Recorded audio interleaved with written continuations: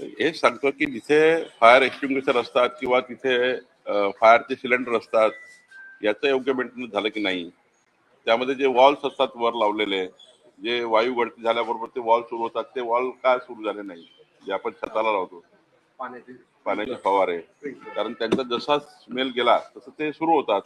हे सर्व तांत्रिक बाबी आहे. यामुळं ते मेंटेन केले की नाही, ते केव्हा लावले होते, ते का कुठल्या कंपनीने लावले, काय केलं, साऱ्या गोष्टी आहे.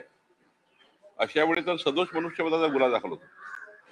जर एखाद्या वेळी तांत्रिक पद्धतीने कुठल्या अधिकाऱ्यांनी चूक करून ते चुकीचे लावले असतील किंवा कॉन्ट्रॅक्टर चुकीचे लावले असेल किंवा मेंटेन करताना चूक झाली असेल, अशा घटना तर सदोष मनुष्यवधाच्या आहे. याच्यात काही कॉम्प्रोमाइज नाहीये. पण नेमकं घटनेच्या मुळात जावं लागेल. भंडाऱ्यामध्ये घटना झाली होती, आम्ही सदोष मनुष्यवधाचे गुन्हे दाखल केले होते.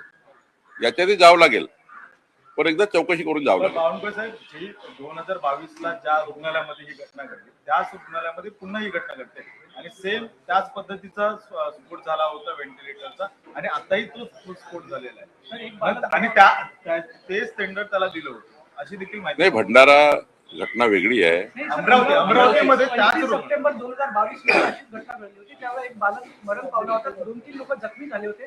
चौकशी झाली पण चौकशीचा अहवाल तर गुंडाळला गेला. ते बघावं लागेल 2022 काय झालं. पण या घटनेत मात्र मी स्वतः 5 वाजतापासून चेक करतोय.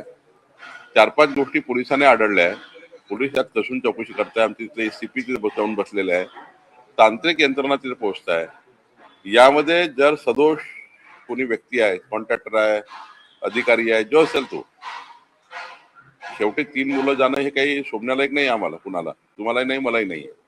त्यामुळं सदोष मनुष्यवध आहे का हे त्या ठिकाणी बघावं लागेल. कारण सदोष जर असेल, त्यातून झालं असेल तर मात्र याच्यातून आम्ही कारवाई करू.